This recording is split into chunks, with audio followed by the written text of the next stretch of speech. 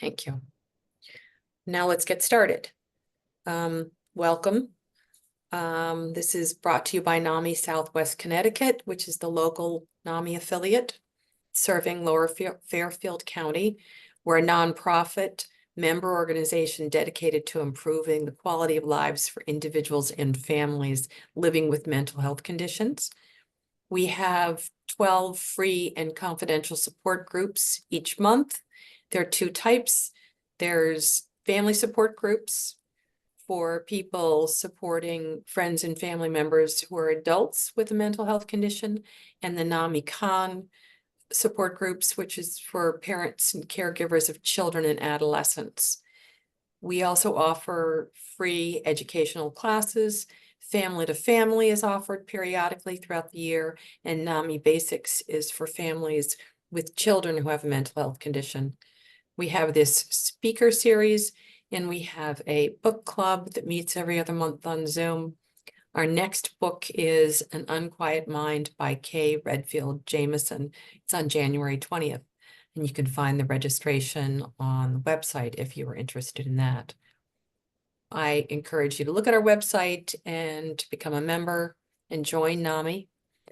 With that short introduction, let me introduce you to our speaker.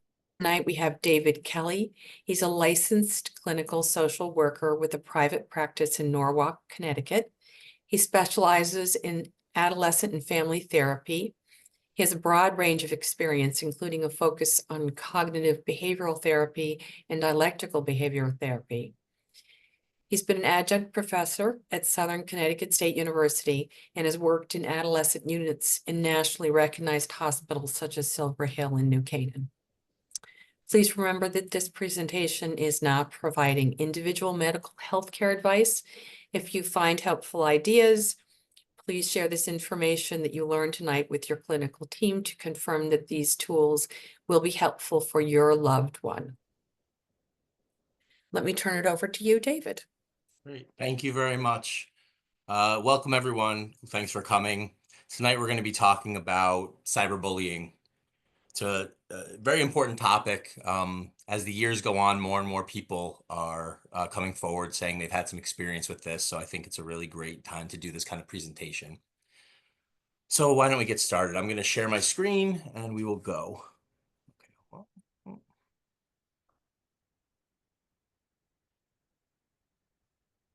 Okay, hopefully you guys can see my screen.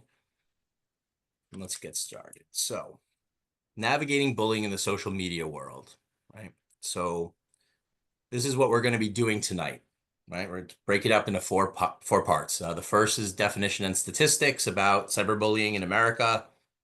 The second are going to be associating you guys a little more fully with, excuse me, some of the social media apps and sites that are out there, particular dangers and, and some positives maybe for each one. Third is we're going to talk about how you as parents can manage your child's use presence on the internet and also help with prevention before cyberbullying starts. And at last, we're going to do how to handle it if your child is being cyberbullied. What steps can you take? What are the right moves to make? That kind of stuff. And there'll be questions at the end. So let's just get going with the talk.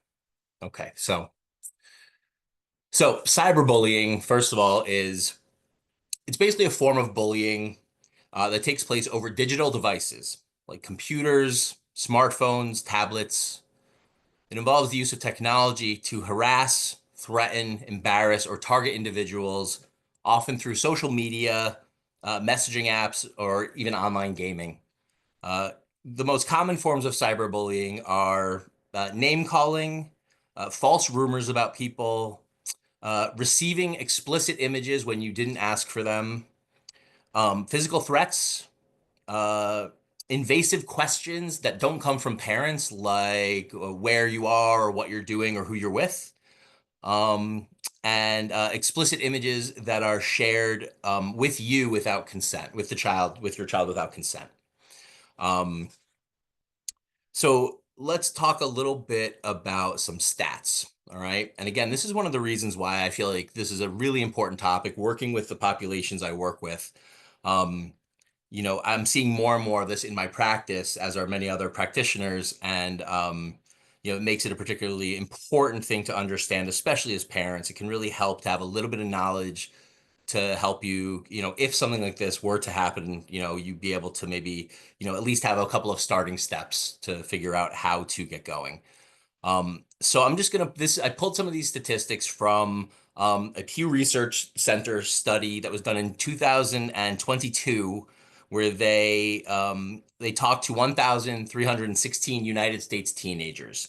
All right, and I'm gonna try to not make this super dry. I know it's some numbers, but it shouldn't be too bad.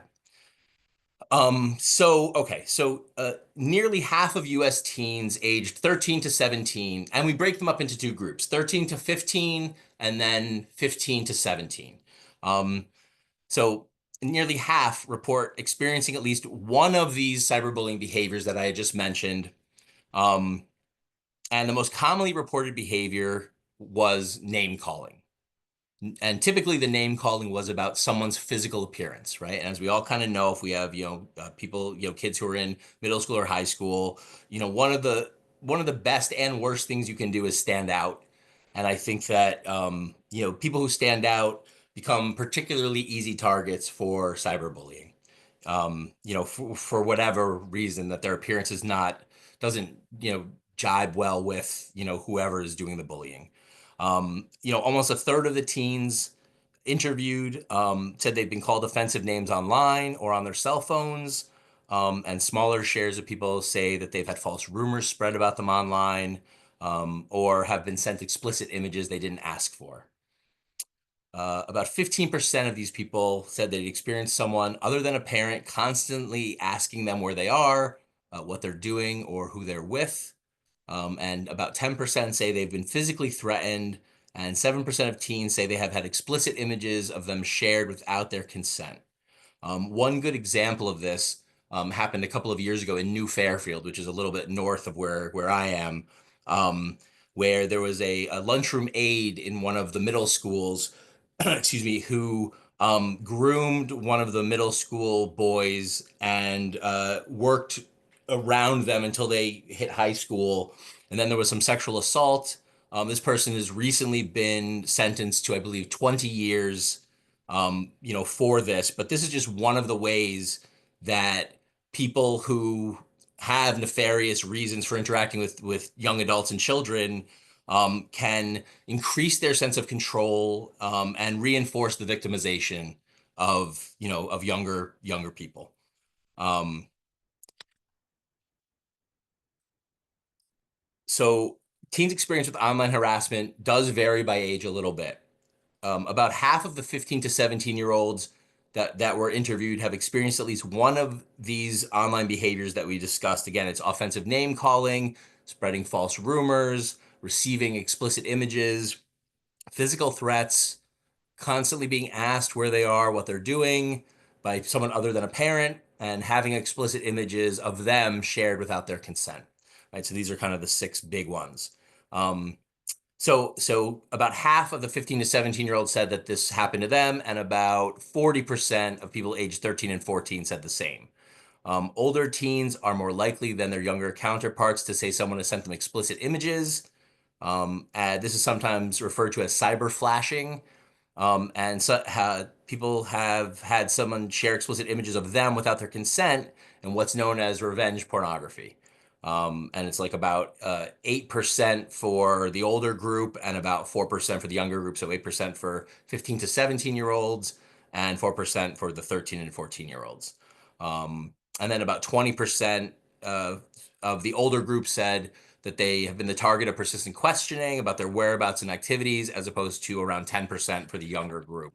So we can see a trend here already. One of the big trends here is that as you age up in our society these days, cyberbullying becomes more and more of a likelihood for you. So something to be thinking about and to be concerned about as we continue the talk. Teen girls are more likely than teen boys to say false rumors have been spread about them.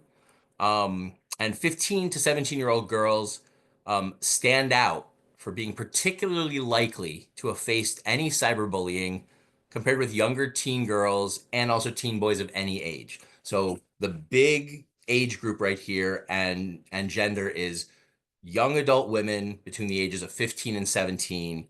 Right now, we're seeing that they are getting the worst of this. Okay. Um, and now they also looked at white, black, and Hispanic teens. They don't really statistically differ that much in the numbers of how many are being harassed online. But there are some specific types of online attacks that are more prevalent among certain groups. For example, white teens are more likely to report being targeted by false rumors than black teens. Hispanic teens are more likely than white or black teens to say they've been asked constantly where they are, what they're doing, or who they're with by someone other than a parent. Now, this is an interesting one. There are also differences by household income when it comes to physical threats. Teens who are from households making less than $30,000 a year annually are twice as likely as teens living in households making $75,000 or more a year to say they've been physically threatened online. And it's like almost twice as many. One of the things we think is happening in this particular statistic is that families who have more disposable income tend to also have more time. And because they have more time, they're able to be around their children more frequently, and they can sometimes catch things earlier, or they can be guardians of their child's online presence more effectively. And that's not to talk about anybody's bad parenting. It has nothing to do with that. It's really more about availability of time in our age where many families have two full-time working parents. All right. So again, older teen girls, particularly likely to say they experience multiple types of online harassment. About a third say they've experienced two or more types of online harassment. And about 25% of boys say the same. And again, it's 15 to 17-year-old girls who are really getting the brunt of this.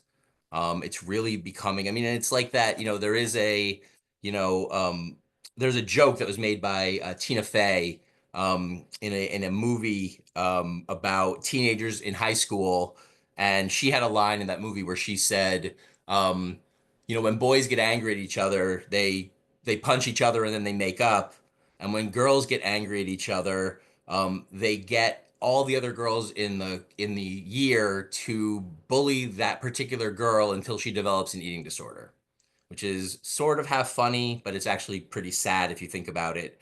And this is, has to do with the way in which, you know, uh, young men and young women have been bullied, really throughout the last 50 plus years. Um, where you're seeing more with offline bullying, we would see more physical assault with boys and more emotional or mental trauma coming from girls to other teen girls. All right. So you guys should also know black teens are about twice as likely as Hispanic or white teens to say they think their race or ethnicity made them a target of online abuse. So that does absolutely factor in. And teens, when asked, are most likely to say their physical appearance made them the target of cyberbullying. Some 15% of teens, all teens, think they were cyberbullied because of their appearance. So what I said earlier about appearance still holds true. Um, and again, with girls, it's the same. It's almost the stats for girls are a little disheartening. They're always almost twice as much as the stats for boys, which is not great. But it is what's happening. Uh, Teens were also asked what they thought would be a good solution for this, which I actually kind of love. And most teens said the most benefit would be criminal charges for users who bully or harass on social media, or permanently locking these users out of their accounts for whatever social media they're using. I like this one. I think this is a good one. I think this keeps people in check, through governmental power. They also said about 40% of people thought that social media companies should be looking for and deleting posts they think are bullying or harassing. Um, or, this is a really interesting one, if users of these platforms were required to use their real names and pictures. They thought that that would really be a tremendous detriment towards people bullying, because one of the primary problems with online social media is anonymity. The idea that you can pretend to be anybody you want or nobody at all. And I think bullies become especially effective at using that kind of thing to not only to harass people, but then to make them wonder who might be doing it, right? So they sort of start to treat everybody like an enemy, like they don't know, exactly who this is coming from, and it breeds a little bit of paranoia quite often, which is again very unfortunate, very sad. Yeah, young adults in our society, I think, have enough to worry about these days, and this just kind of compounds that. All right. So those are the stats. The rest of this is not going to be nearly as boring, I promise. I know numbers aren't my favorite thing either, but I thought it was important that you guys hear really about, what the numbers are like so you understand how prevalent of a problem this is. Okay. So now we're going to talk about social media apps and sites. And I've included here, you'll see in a second, I've included the icons for each individual app that I'm going to be talking about. And that's so you guys as parents can better identify what your children are doing online just by getting a glance at their screen. Okay, I thought that would be really helpful. All right, so we're going to start with Discord. Okay, Discord is one of the newer platforms. It was founded in like 2015, so it's been around about 9 years. It has 150 million active users, that's per month, and it's become really a go-to platform for a diverse range of communities because it includes things like video game streaming, where you can play a video game and stream it to the internet.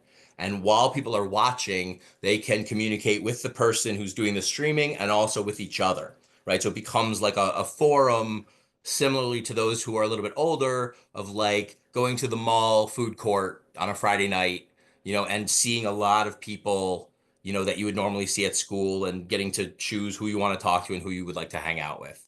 Um, so it's still compelling, just in an online fashion.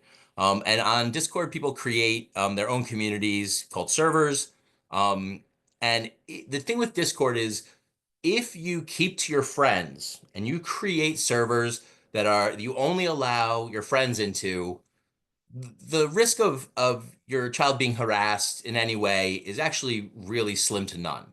The problem is when young adults enter the larger ecosystem of Discord, which really has, message groups and servers about pretty much anything. And so they wander into a place maybe they shouldn't go, and there might be predators in there, or groomers. And so the real answer for Discord, to keep Discord safe, becomes uh, have your kids stay in their own self-created ecosystem with people that they know. Okay. All right. Oops. Moving on. TikTok. Everybody, I'm sure, is probably familiar with TikTok. It's really big these days. Over 1.2 billion monthly users.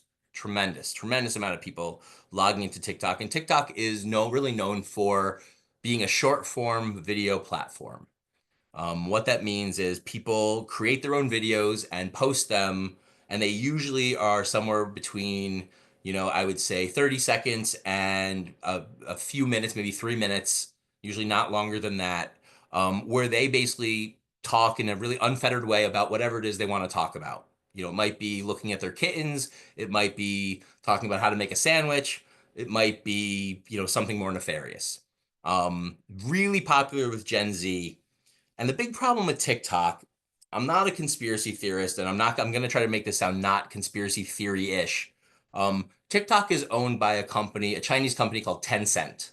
Tencent is a very large global media company, but it's interesting to note that in China, they also have TikTok. In China, TikTok serves almost exclusively Chinese propaganda, like state propaganda, and educational resources. And that's it. In America, TikTok serves us basically brain rot.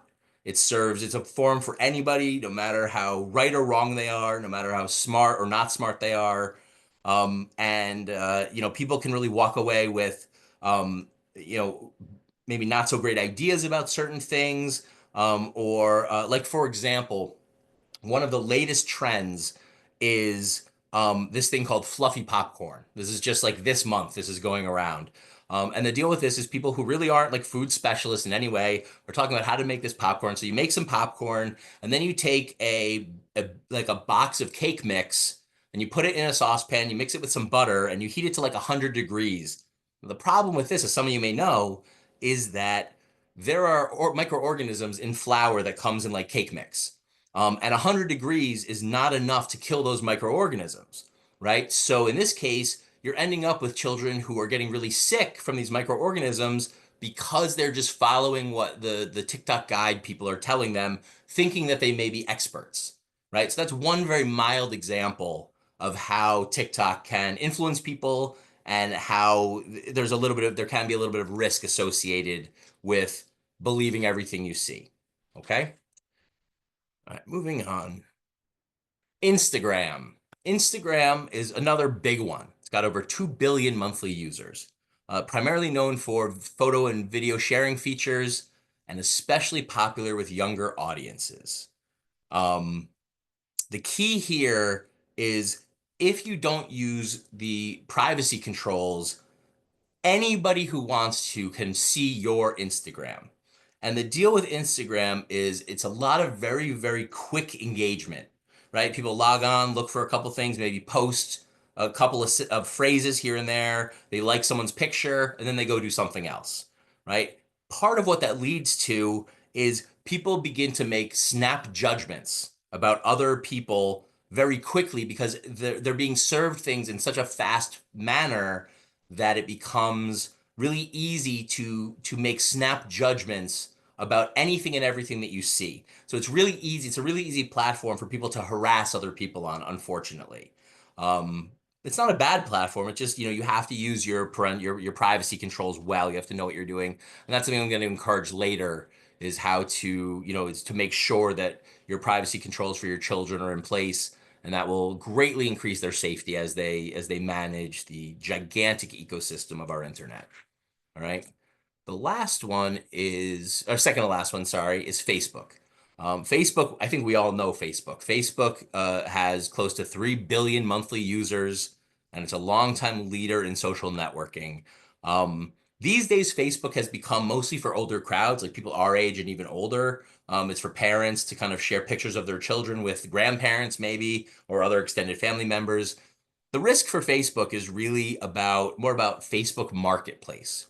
Facebook Marketplace is a place like eBay or one of these other sites where you can go and put stuff up for auction, whatever it may be, and then other people who are interested will make a bid on it and buy it. The trick is then usually these people are local to you, and so you have to go and meet them somewhere to exchange the money and the goods, right? And so the big problem here, the big worry here is that people aren't going to do this in a safe way if they get involved with Facebook Marketplace. And, horrible things can come from people meeting, who knows who in a commuter parking lot next to the highway. The trick here is and my wife and I do this sometimes, and it's never meet anyone anywhere except for a police station parking lot. And actually, there are quite a few police station parking lots now that have specific sites in the parking lot to exchange goods and money, like for this kind of reason, right? So that's the key for that one. But again, it just becomes about needing to know what your children are up to, even just in a general sense. All right. So the last one we have is X, which most of us still refer to as Twitter. One of the worst rebrandings ever to have existed. So there are over 400 million monthly users, and it's a key platform for news, politics, and real-time discussion. So the big problem with Twitter, sort of similarly to Instagram, is everyone has an opinion and it's instantaneous information. These two things combined can create situations for young adults where they may begin to foster misaligned ideas about things or perhaps dangerous ideas about what's going on in the world or about certain groups of people, things like that. And as we all know, that kind of makes the world a little bit smaller rather than a little bit larger, and can become a problem, if young adults continue to go down those rabbit holes in terms of, hey, is what this person said true about this particular group? It's very easy to end up with children who really have a lot of like not great ideas about how the world works, and that can be very problematic down the road. Oh, I'm sorry, there's one last one. Snapchat. I like Snapchat, actually. It's interesting. Snapchat, over 400 million monthly users.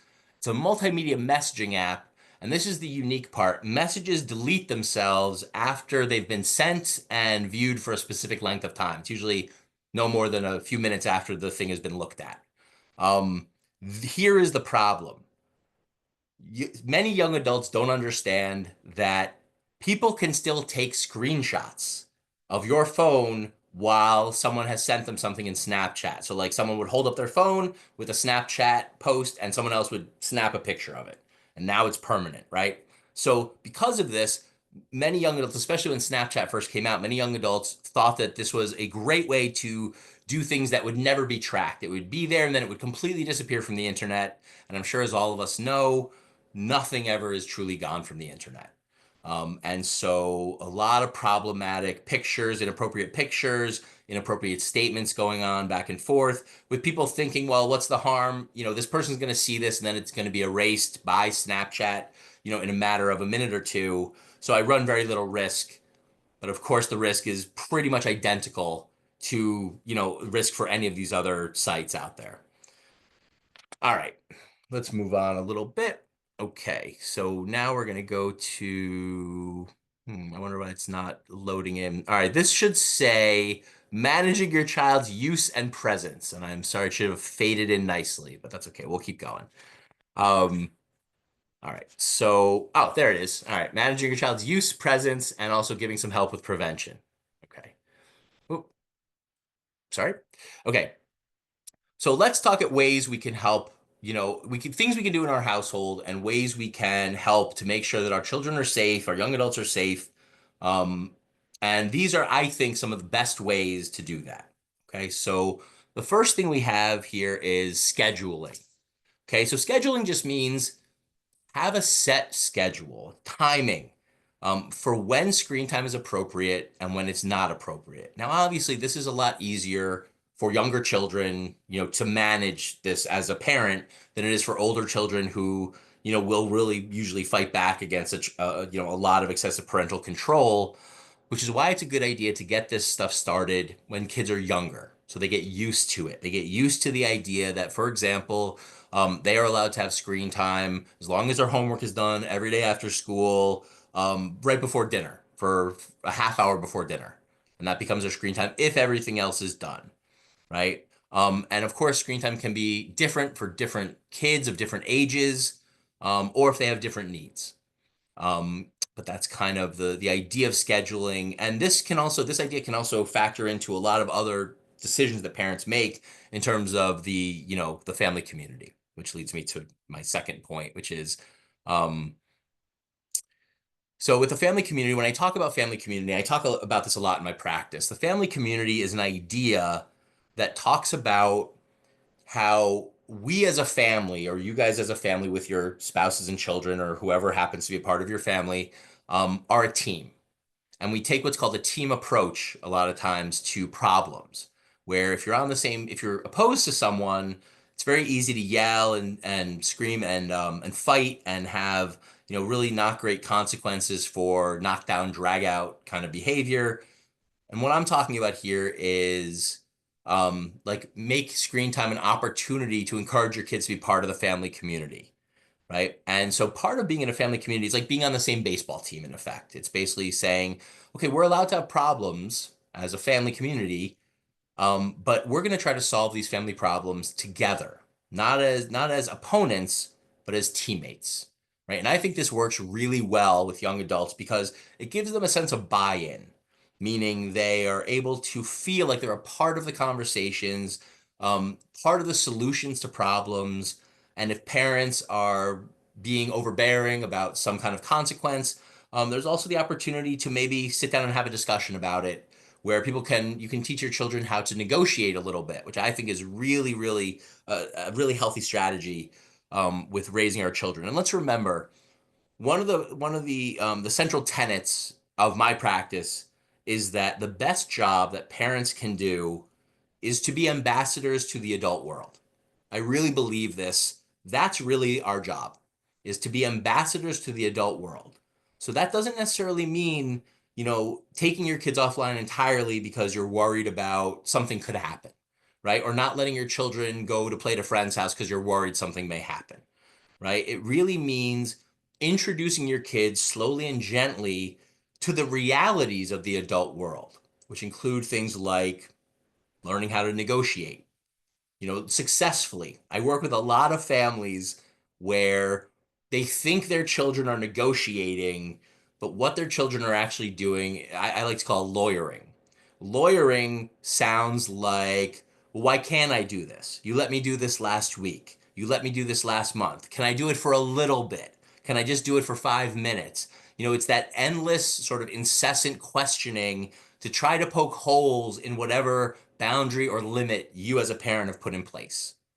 And I think that, again, being that ambassador to the adult world, we're not really looking for adults in the world who, kind of needle people to get what they want.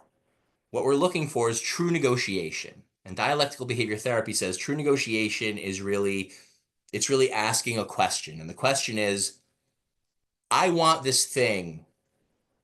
What, or is there anything I can give you to get this thing? That's the beginning of a negotiation. I want something. Is there anything I can do for you to get this thing? And leaving the other person to decide what the thing might be worth if they're willing to do it. Right. And I always encourage, when I do family therapy, I always encourage parents and families to do this in my office to get the sense of how well it works. Because the truth is, it works very well, especially for parents who struggle a little bit with setting boundaries, only to feel like their boundaries are kind of continually knocked down or steamrolled over, I would say.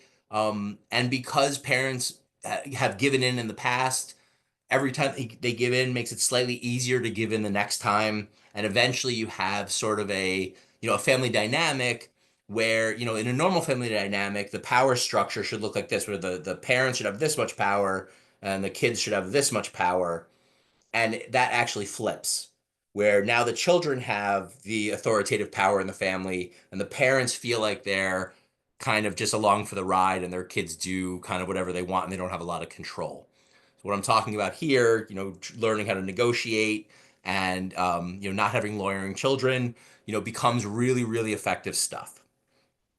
So the idea of, let's say, giving your kids screen time, social media, things like that, I think becomes really important because most kids want social media involvement. And it's okay. I mean, it's great that they want social media involvement in, very specific ways, obviously. But one of the things, and don't tell your children this, but one of the things that social media involvement can do is provide parents with something that they can use as a tool to perhaps give more of or even take away. And it's something that has an emotional sting. Now, this may sound weird to you guys, but there is an idea amongst a lot of us clinicians that in order to have an effective consequence, negative consequence for your children's behavior, it has to come with a little bit of an emotional sting. So, for example, if your child never rides their bike and you decide taking away their bike is a good punishment or a good consequence, let's say, it's not really going to be effective because most, young adults and children will say, fine, whatever, I don't use my bike anyway. So what we're looking for is something that they care about a little bit. So the absence of that thing becomes important to them and serves as a reminder so that the next time they think about overstepping a boundary, for example, they may think twice because maybe they didn't enjoy that consequence that had a little bit of an emotional sting the last time. And I would also say, as ambassadors to the adult world, the emotional sting concept, I think, is really important because, as most of us as adults know, most of our world involves small slights and a lot of opportunities where things don't happen the way we want them to. And quite often we can feel anxious or badly about whatever that is. You go and ask for a raise and you don't get one. That feels pretty bad. That definitely has a bit of an emotional sting to it. So by teaching our kids about these type of consequences early, we actually insulate them later when they're adults, when it matters for them. It insulates them from feeling the worst of all of this, feeling, the terribleness that they would feel if this happened to them when they were 11 or 12 or even 15. Okay. And so what we can do with this stuff, as I was saying, is we can take away, for example, screen time or social media and then use it. I had someone in my office yesterday, family. I was doing some family work yesterday, where they had taken away the young adult had done something in the house he shouldn't have, something a little bit destructive, and the parents had decided to take away his laptop. And they were probably going to give it back, like, in a couple months or whatever that was. And they were just going to, like, kind of give it back.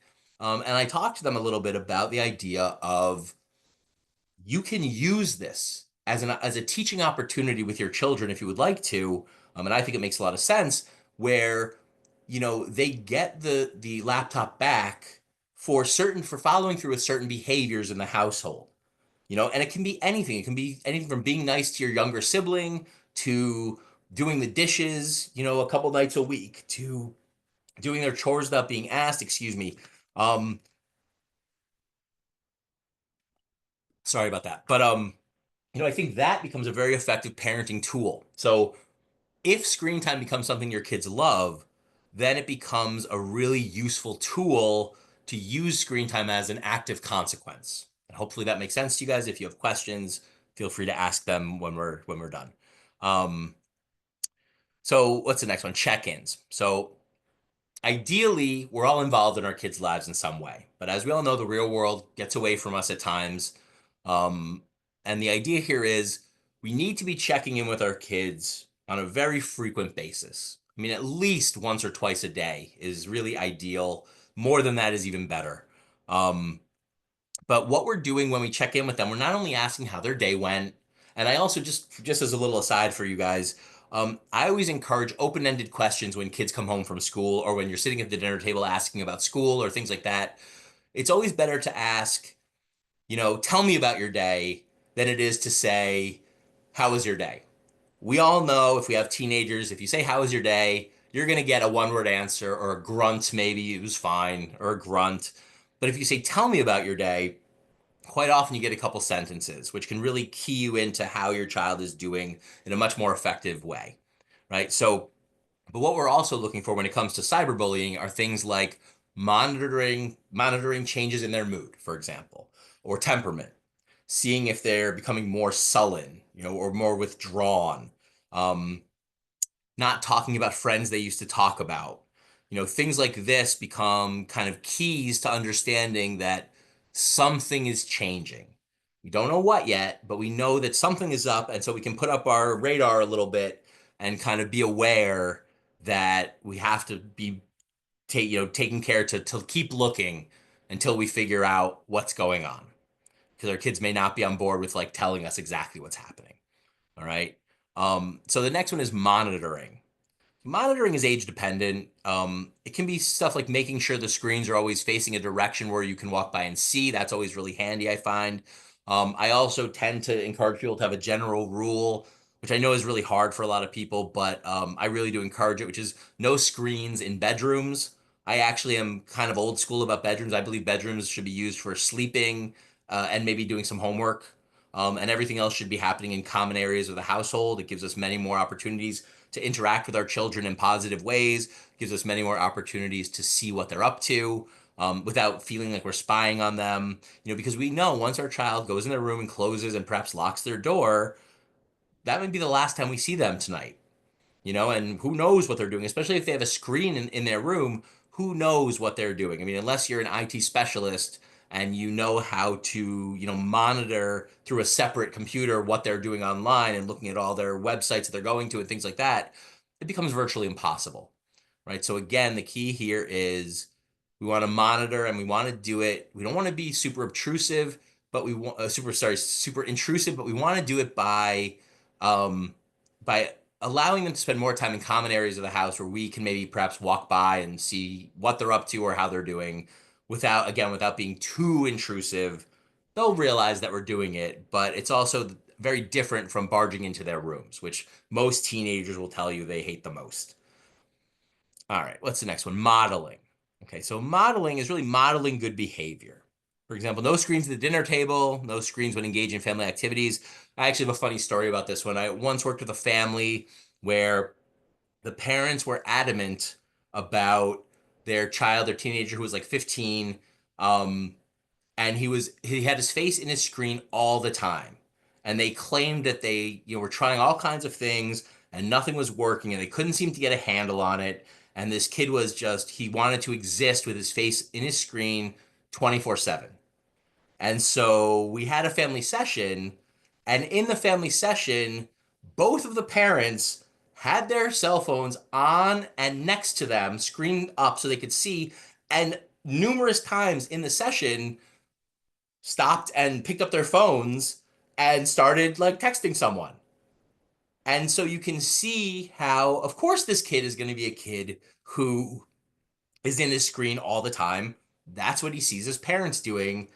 And so that's what they're modeling. And because of that, it becomes very compelling for the young adult or the child, right? So we have to be careful. And just so you guys are aware, young adults and children tend to learn the most from us as parents when we are not paying attention. So what that means is like when we say, hey, look how I do this thing, our kids will kind of watch with half an eye, and they may kind of take notice of it or say, oh, great, whatever. But where they really pay attention is when we're not aware that they're watching us, right? So what this means is we kind of sometimes have to adopt different modes of being, different ways of behaving all the time so that when our children are watching us, when we're not paying attention, we're still doing the right thing, right? And so easy examples of this, as I said, are really things like no phones at dinner, ever. Phones are being plugged in. Or I even say like no phones in bedrooms and no phone, not even allowed to charge your phone at night in your bedroom. You have a charging station in the kitchen. You can put a passcode on your phone for the night. No one's going to go into it, break into it, search it, but it just can't be in your room. I work with a lot of young adults where they get texts at 2 or 3 o'clock in the morning from friends who have less boundaries than them and are still awake. And once they pick up that phone or that screen and they start looking at it, it shines that frequency of blue light into their face, even in nighttime mode, that tells their brain it's time to be awake. So not only do they have to deal with whatever probably dramatic thing is going on at 2 o'clock in the morning, but now their brains are feeling like it's time to be up, right? Which, as you can imagine, makes it much harder to fall back to sleep and to get a good night's sleep, which affects virtually everything else, every other aspect of a young adult's life. Okay, so charge them in the kitchen, don't bring them to dinner. No screens when engaged in family activities, if that's what you want to sanction for your household. All that stuff becomes really, really important. Okay. So let's see. Educate about risks online. So this is privacy settings. We want to teach our children. We want to figure out privacy settings, especially for many of these social apps. And we want to make sure that our children are using them. Like I had said earlier with Discord, which is the one where you can stream games on.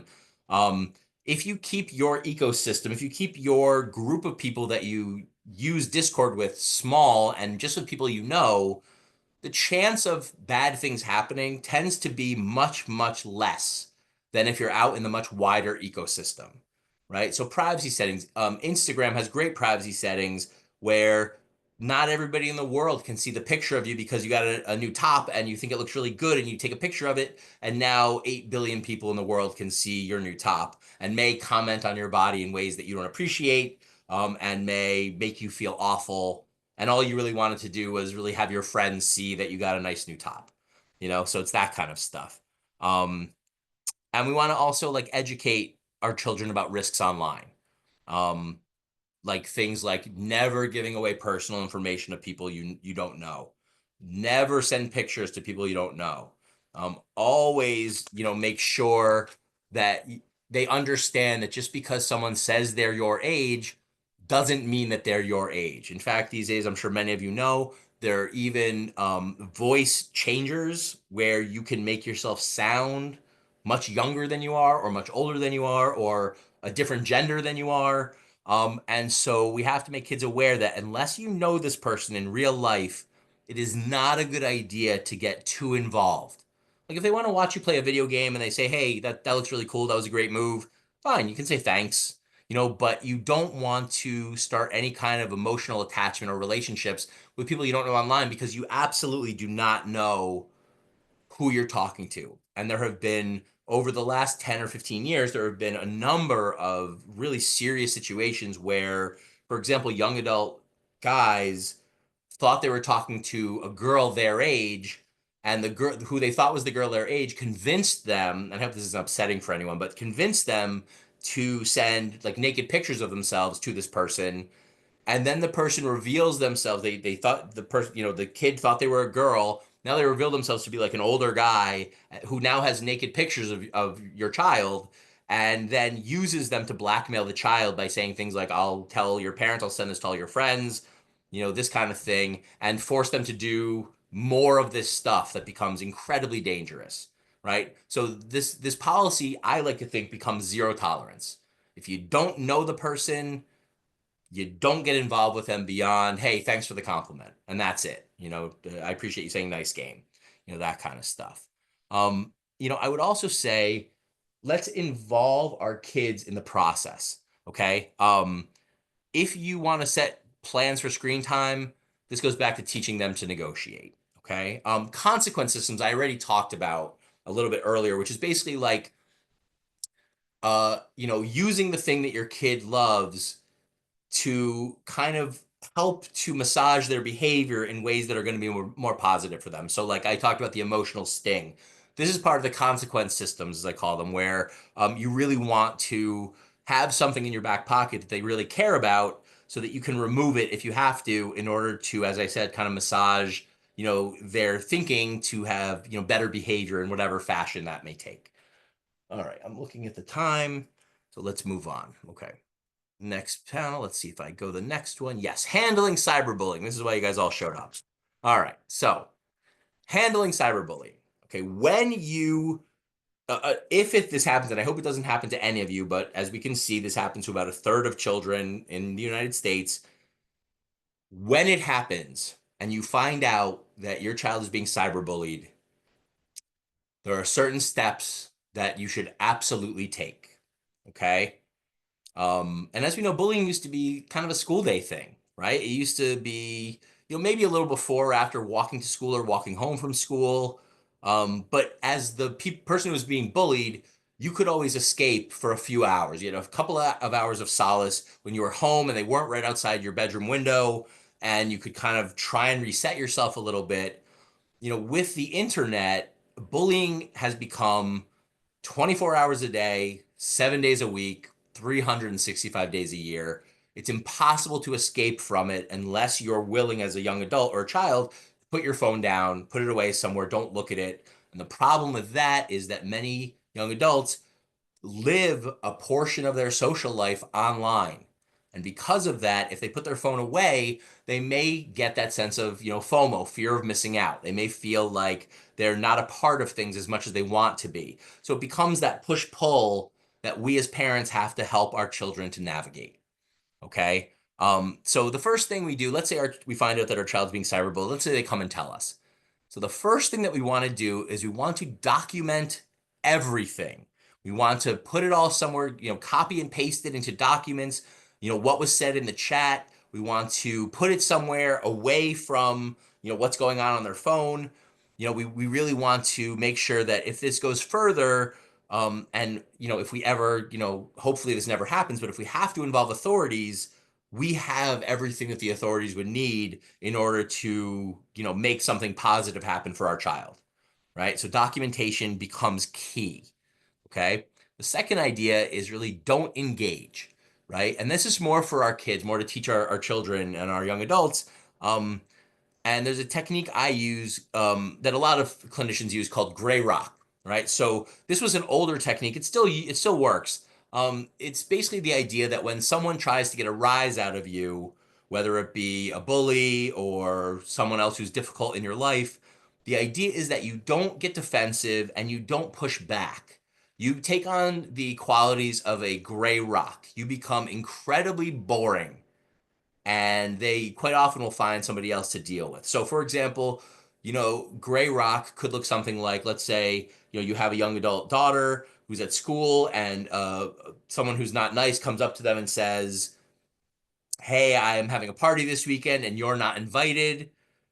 Gray rock here would be to have your child say something like, great, And that's it. Good. I'm glad I'm not coming. Fine. It doesn't bother me in the slightest, that kind of stuff. And the less they say, the better, right? But don't engage becomes key because as we as adults tend to know, bullies tend to look for certain things. And online is no different. And one of the things that bullies look for is response.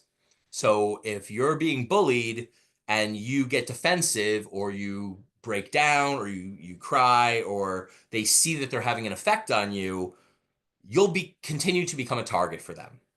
And what we want is for the bullies to go away because all bullies are really looking for is who's the easiest person in the room to kind of, to get excited about making them feel awful.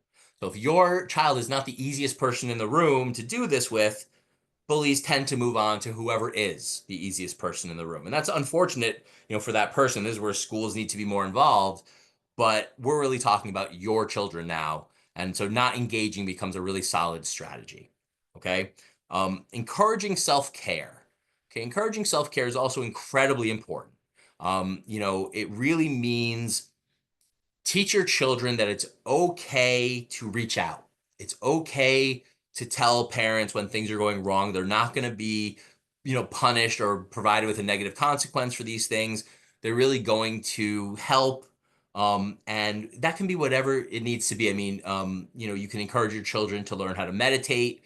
We can encourage our children to, talk to a mental health professional, whether at the school or outside of the school. To do activities and things outside of social media that make them feel good about themselves. If they play sports, it's that kind of stuff. If they exercise a lot, it's that kind of stuff. But all of these things become really important when someone's being bullied because it can help to reset things for your child. It can really help to make your child feel like, maybe tomorrow will be a little bit better, or maybe tomorrow I'll have a little more energy to deal with this in a way that will get this person off my back, for example. Okay. All right. So the next one is creating a safety plan. So creating a safety plan is really exactly what it sounds like, which is, um, talking to your children about who they should be going to, how they should respond. So it's kind of all the stuff we've just talked about, not engaging, encouraging self-care, talking to the right people. And the best time to create the safety plan is really when the bullying is not happening, right? So not in the moments when the child is really bent out of shape about this, but really when things are calmer, right? That tends to be the best time to put certain plans in motion or to create certain plans, right? So if we're going to create a safety plan with our child about cyberbullying, we really want to do it at a time when things are much calmer, okay, if we can. And if things are too out of control, we're documenting, we're encouraging self-care, and we're teaching our kids not to engage, which are all kind of parts of the safety plan. But again, it's better when your kids are not being bullied, they have a clearer head, they can remember the stuff more accurately, okay? And then the tipping point. The tipping point is when to get the authorities involved. Okay. And the answer to that one, when to get the authorities involved, is really whenever you, as a parent, feel like things have gone on to a point where your child has tried a couple of different things, and not only have things not worked, but things are maybe either staying the same or they're escalating, and your child continues to feel worse and worse, right? And the best thing we can do with this is if we've been documenting and encouraging self-care and all this stuff, the best we can do is we can talk to like the school principal. If we need to, we can talk to the police depending on the severity of these things. But ultimately, the goal with the tipping point is really to try to get some immediate relief, whether that's removing the bully from the classroom setting or whether that's, getting your child some help with, from the police, from the authorities, things like that are incredibly helpful. And I really sincerely hope for all of you that it never gets to that point. But unfortunately, for some people, it does. And really the best thing we can do when our children are in crisis and there's a safety issue is talk to the people who are in direct control of either the laws in your area or direct control of the school, the setting where the bullying is happening, whether it's a school or whether it's a playing field or whatever. All right. And that is that. I think we are just at an hour. So thank you guys for allowing me to come and present to you tonight. And there's my information at the bottom if you'd like it. And I also at the top have the place where I got all of my numbers that I'm sure you guys all loved in the very beginning. Mhm. And that is it. Thank you guys very much. I think we're Well, going to do a little QA now, right? yeah, thank you very much. I know quite a bit more about cyberbullying than I did before this talk, so you've given us a lot to think about. Right. Hopefully this helps some of those families, and please share it with somebody who might need that information. Yeah, we'd now love questions from the audience. You can enter them into the chat box, and I'll look there in a minute. I've got a couple to go through right now. And then I'll look over there and start reading them from the chat box. So, um, one of the things I would like to know is, why do you think that teens are particularly vulnerable to cyberbullying? It's a great question. Um, I think we all kind of can glean that teenage years are really tumultuous. It's a time where young adults are separating from their parents in a really profound way, like in a way that's going to prepare them to leave their house and go into the adult world successfully. And one of the things that happens during this time is there's a great amount of a teen's identity, what's going to be their adult identity, that's being forged in this moment. And so, as you can imagine, as an adult being bullied, which happens, you already kind of know who you are and know what you're about. Mm. And so it can be easier in some ways to let this stuff roll off your back. But as a teen who's looking to figure out who they are, if a lot of people are telling them, for example, that they're a horrible person, it becomes that much easier for them to believe that they're a horrible person, as opposed to an adult who may say, I know I'm not a horrible person. I don't have to worry about this. This is just someone being really mean to me. I get it. Okay. And then if they're being cyberbullied, what are the emotional and psychological effects to a teen? So I kind of answered this in the last one, but it's basically like um, they're gonna feel badly because their sense of self is not fully baked, it's not fully cooked. They're going to maybe incorporate some of those things in ways that are not healthy for them. They're going to have less self-esteem than they may otherwise end up with, and that's something that can really follow them, throughout the course of their lives. And that's something we really don't want as parents. We don't want to have children who feel like the world is out to get them and who feel like they're not good enough or they have they smell bad or whatever that may be. It's better off if we can help to kind of, as I said, kind of massage some of these things to allow our children to kind of become adults in a way that will provide them with the tools for success.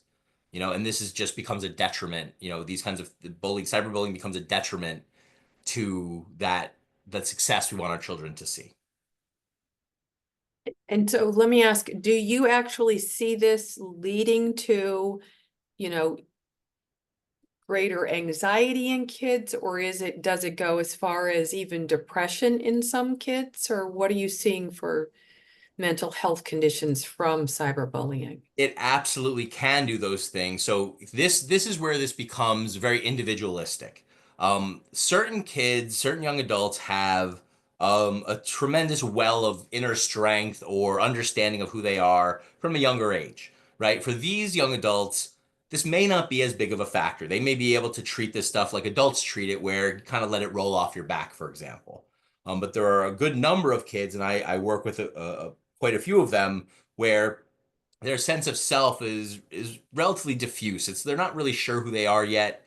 And if you're that kind of young adult, this stuff really has the potential to impact you much more than someone who has that stronger sense of self, even at the same age. So it's different from child to child, but instances of childhood and teenage anxiety and depression tend to be on the rise almost all the time.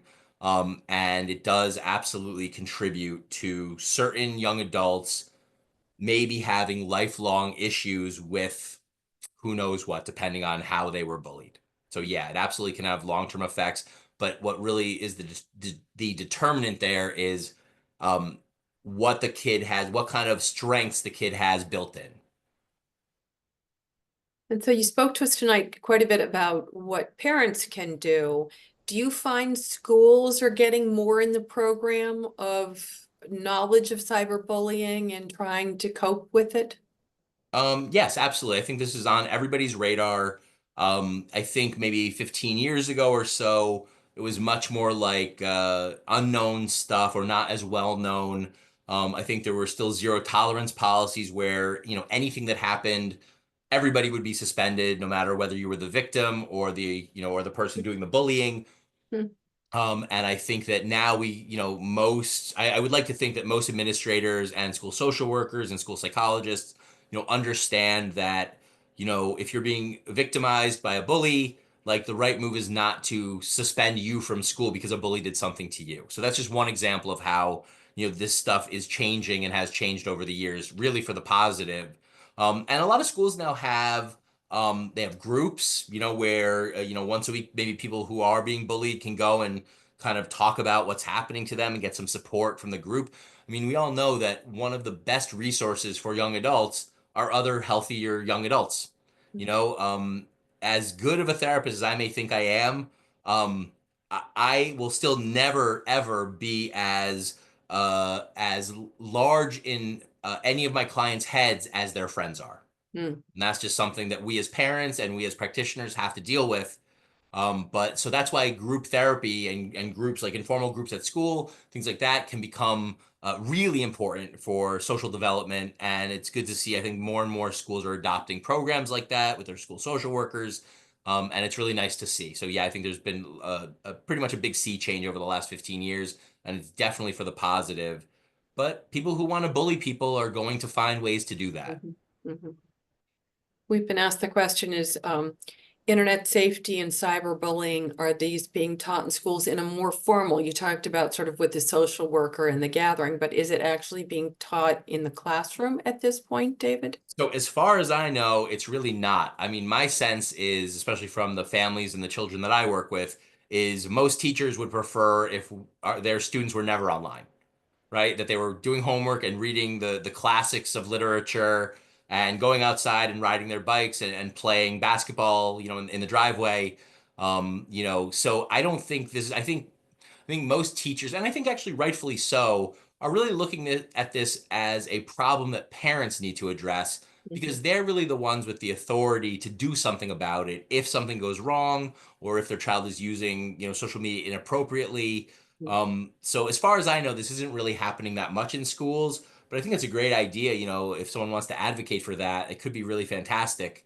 I know in groups, when they have groups in schools that are specifically about this kind of thing, they will talk about, how to be safe online, because then it becomes really pertinent and it's not taking up, classroom time. I think that's the other Mhm. issue is that Mhm. most teachers, as we know, are tremendously overworked, and I don't know that they have time to kind of spend one whole class or even a half of a class on talking about something that has nothing to do with their particular curriculum. Mhm. I understand. It's always a problem with time in schools, yeah. Always. Is it against the law in Connecticut, cyberbullying, or are there aspects of it that are, at some level, it becomes against the law? It's funny. I actually don't know in Connecticut if it's against the law, and I apologize. If someone wants, like, I'm happy to look it up and get back to you. Um, but I do know that there have been states where very serious things have happened, Mm. and usually what ends up happening is the parents are held liable for Mhm. this stuff if the children are underage. So there was a case a number of years ago where there was a group of girls that were cyberbullying another girl and bullying them in school, and unfortunately, this girl decided to end her life. And I know that the mother of the leader of the girls who were, and I think this mother was actually involved in some of the cyberbullying as well, under the pretense of being another student. And I know that that mom was arrested, and I'm not exactly sure where that case went, but I think that's kind of been the push, is for parents to be culpable. Similarly to, like, if your underage child has a party at your house Mm. and people get in their cars and drive home drunk who are underage, the parents who own that house are ultimately responsible, and they're the ones that are going to be arrested and taken to court, and whatever happens to them, not to the children, not to the students, in that same manner. So you've been so helpful in informing, the number of people who have watched this tonight and who would find it on our website in the future. But are there other ways the parents can get this information if they're in a situation and need it? I mean, I would always encourage people to go online. I mean, I think I'll be honest, although I talked a lot tonight about, the perils of the internet, I actually think the internet is pretty remarkable in a lot of ways, and I think this is one of them. I think it's incredibly easy to go to Google and type in, my child's being bullied, bullying resources, things like that, bullying resources in Connecticut or in my area, whatever that is. And now with the advent of artificial intelligence, like for example, ChatGPT, you can actually go to ChatGPT, which is just like chatgpt.com. You don't have to sign up, you don't have to do anything, and you can ask a question in simple English, like, my child is being cyberbullied, where can I go to get help? And it will, kind of scroll across the internet and come back to you in a couple of seconds with usually a number of good resources, phone numbers, websites to call, things like that. So I encourage parents to familiarize themselves with what can be done on the internet and how to find those resources. And the best first place to start is simply Google, or to use one of the newer artificial intelligences like ChatGPT, again, which is free, doesn't require a sign up, and ask your questions there. And once you start getting phone numbers, start calling the phone numbers. If it's not exactly the right place, they will tell you. And you can even ask them, can you direct me to a place where it might be a better fit? In Connecticut, in the state of Connecticut, we have Infoline. Infoline is, I don't know if you guys know this, but if you happen to be in Connecticut, if you pick up your phone and dial 211, just like you would dial 911, if there was an emergency, that's Infoline in Connecticut, and through that, they will provide you with links to resources. So that's another way you can get resources. And they even are attached to something called Mobile Crisis, which is like if you're having a crisis in your house, as opposed to calling, as long as there's, nobody's at risk of like losing their life or limb, it can be a good alternative to 911, because they have the potential to send Mobile Crisis, which is like a bunch of social workers that kind of rove around, and they can help to diffuse the situation, try to make things better, be aware of it, maybe be in the house once a week for a little while, things like that can happen. It's certainly for a lot of parents. I've worked with a lot of parents who are very concerned about police cars showing up with their lights flashing in their driveways. And so for parents like that, this becomes a easier sell to them, to get them to call 211 and just a car with a social worker, and it shows up and they have the tools to help, with whatever the situation might be. But again, if it's really serious and you have a child who is threatening suicide, or something that is intensely unsafe, 911 is still always your best option, or taking them to the emergency room if they're willing to go. Thank you. And because you're not able, I bet, as you're answering all these questions, to read the chat, we are getting lots of thank yous and comments that this was very informative and beneficial. They appreciate it. We've had someone who said, they aren't sure how broadly it was advertised across Southwest Connecticut. And as NAMI, we do our best. We did press releases and releases to social workers and schools and anything we could think of. But, people have to pay attention to what they're reading in order to get it on their calendar. And then they have to get here, even when it's on their calendar and they're registered. And we know we lose a lot of people who were interested enough to register, but didn't quite show up. And hopefully they'll see David's talk later on the website so that it gets to more people. But tell people to look for it, please. It'll be under speaker events soon. The beauty of recording. Yeah, the recording will be. And we really appreciate David's time, taking his time out of his life to do this for us, because this is such an important subject. And he was on our radio talk yesterday morning too, trying to get the word out. So if there are any more questions about situations or families, we are happy to take a couple more, and then we'll see. Is there something that teachers could be doing, David, do you think? I mean, are they aware? Are they, I guess the teacher is just an individual, so it would differ on the teacher, but, are they taking it up somewhat more in the classroom if there's a problem, recognizing it as a problem? I've heard they're having a problem of removing phones in like the Stanford schools. They were removing them for a while and somebody's phone dropped on the floor and broke. So that parent decided to sue the teacher who had removed the phone and put it up on the shelf in front. And then the school decided that any teacher who took a phone was then potentially personally liable to that phone if something happened to it. So the teachers stopped taking the phones away in middle schools. Right. I mean, that's hugely problematic. I didn't know that, but it's kind of a terrible precedent. You know, I think for teachers it becomes the same thing as for parents. Although for teachers it becomes more optional. You know, there are some teachers that just want to teach to the curriculum and go home at the end of the day because they have a million papers to grade.